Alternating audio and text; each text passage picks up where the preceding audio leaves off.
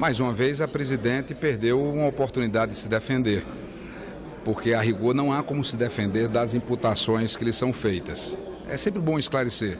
Então, vou olhar para a Câmara para falar direto para o telespectador da TV Senado. O crime que está sendo imputado à presidente, o primeiro deles, é a abertura de decretos de suplementação ao orçamento da União sem autorização do Congresso Nacional. Quem acompanha a política e todo telespectador da TV Senado, em tese, gosta de política. Você vai se lembrar do episódio recente nos Estados Unidos, quando o presidente Obama chegou a dizer que talvez não pagasse os funcionários públicos americanos porque o Congresso americano não tinha autorizado a abertura de um crédito. Então, só quem pode abrir crédito é o parlamento. A nossa lei fazia uma concessão a partir de uma determinada circunstância, que não foi observada. Aí a defesa da presidente fica discutindo se a meta fiscal foi ou não cumprida, se houve ou não um contingenciamento. Nós não estamos julgando a presidente se houve cumprimento ou não da meta fiscal, se houve ou não contingenciamento do orçamento. O crime cometido foi abrir crédito sem autorização do Legislativo, porque o parlamento surgiu para controlar o soberano. O soberano, no passado, fazia o que bem entendia. É quando surge o parlamento para poder ter o controle do poder legislativo em cima do executivo. Esse é o primeiro crime. O segundo crime, empréstimos ilegais, fraudulentos, que na cultura brasileira, que apelida muita coisa, foi batizado de pedalada fiscal. Ficou claro nos depoimentos de ontem e de hoje que o governo fez sim as pedaladas e contraiu os empréstimos, porque no caso da banca privada, dos bancos privados, o pagamento foi feito. O atraso ocorreu nos bancos públicos, que são exatamente os bancos controlados pelo governo. Então, ao longo de todos os depoimentos, ela não conseguiu, através de sua defesa, responder essas acusações. O Senado vai cumprir a lei, o Senado vai respeitar a Constituição, o Senado fará justiça e vai condenar a presidente Dilma na próxima semana, porque em decorrência desses graves crimes, o Brasil vive hoje a mais grave crise da sua história. Não são crimes que não tiveram consequência alguma, não.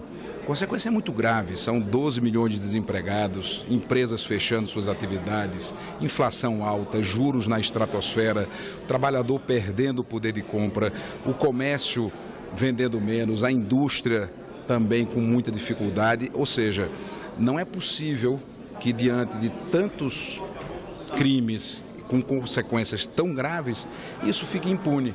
Seria um péssimo exemplo para as futuras gerações. Então, restou provado que os crimes foram cometidos e ela, por isso, será punida. Essa questão também do crime de responsabilidade, também só podia esclarecer, é um assunto que tem vindo sempre à tona, veio hoje no depoimento do ministro Nelson Barbosa, a questão da criminalização sob o ponto de vista penal, do direito penal e o crime de responsabilidade que tem características muito específicas, não é? O senhor podia também esclarecer isso? Às vezes as pessoas confundem um pouco. O crime de responsabilidade é uma tipificação prevista na Constituição, artigo 85 da nossa Constituição, e que é previsto exatamente em cima de determinadas circunstâncias. São 7 circunstâncias em que se caracteriza, na qual se tipifica o crime de responsabilidade. Uma delas, desrespeitar a lei orçamentária. Está na Constituição brasileira. É um comando da Constituição. Portanto, o zelo ao cumprimento do orçamento é obrigatório para qualquer governante. Por muito, muito menos, prefeitos no interior do Brasil, prefeitos Brasil afora já perderam os seus mandatos, mas por muito menos. E nós temos que viver numa república onde a lei seja para todos e não apenas para alguns. Por que prefeitos e governadores são punidos e a presidente não pode ser punida? Argumenta-se, não, mas ela tem a legitimidade do voto. O voto, como bem disse o deputado Pedro Cunha Lima, quando encaminhou o impeachment na Câmara, quem ganha nas urnas não recebe um direito acima do povo, mas sim um dever abaixo dele.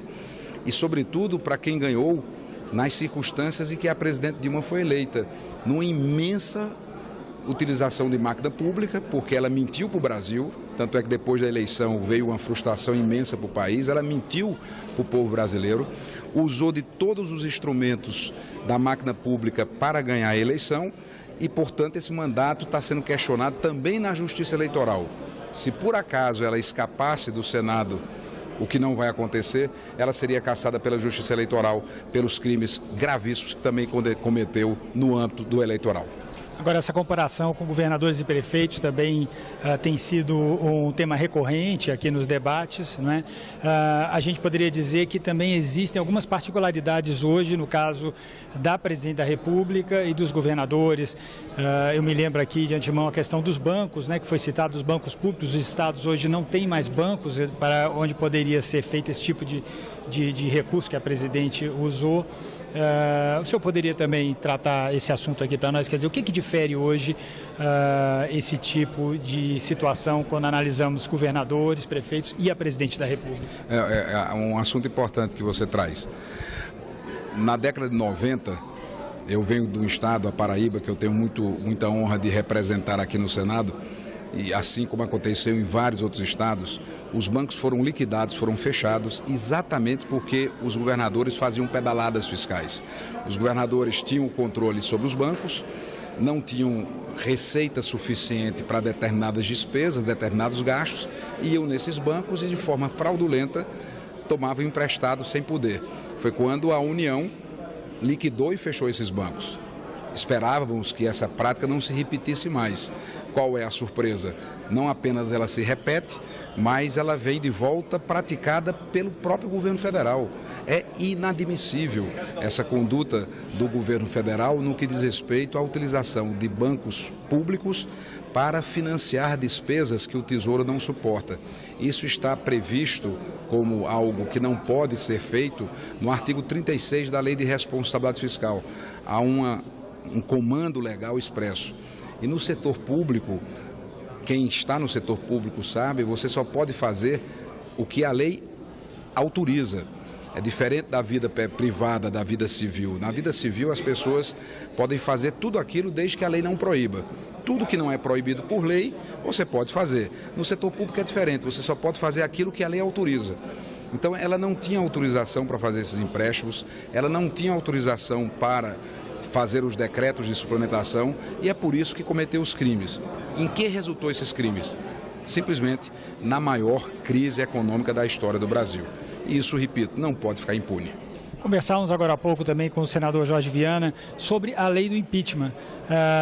Ele defendendo também a necessidade de rever essa lei. O senhor acha que cabe, passado todo esse processo, que seja reavaliado esse instrumento da lei do impeachment?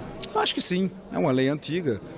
Foi escrita sob a égide da Constituição de 46. Então, com o decorrer de todo esse tempo, é preciso uma revisão. Talvez o recall seja muito mais eficaz, muito mais moderno, muito menos traumático do que o impeachment. O impeachment é, por natureza, traumático, basta ver o que está acontecendo no Brasil. Então, não vejo mal nenhum em aprimorar a nossa legislação também em termos do processo de impeachment e talvez até a sua substituição pelo instrumento do recall.